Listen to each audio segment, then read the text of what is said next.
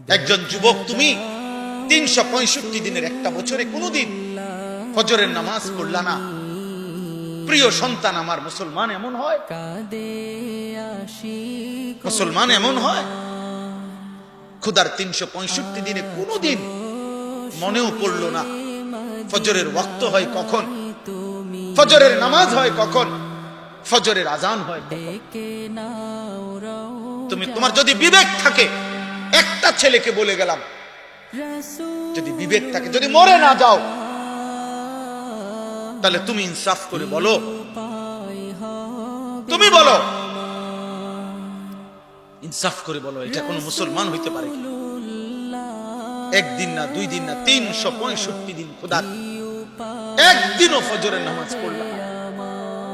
40 বছর হায়াত চলে গেল, 60 বছর আল্লাহর কোরআন দেখে দেখেও পড়তে পারেন না। মুসলমান এমন হওয়ার কথা বলে? 60 বছর বয়স পর্যন্ত, সেই 6 বছর বয়স থেকে 60 বছর পর্যন্ত, 4 বছর বয়স থেকে 60 বছর পর্যন্ত কোনদিন ব্রাশের কথা, টুথপেস্টের কথা ভুল হলো না, কিন্তু মেসওয়াক চিনলেনও না, মেসওয়াক করলেনও না। এ কেমন নবীর জীবন, ভালোবাসা, এ কেমন আশেক, এ কেমন নবীর কথা মনে পড়লো?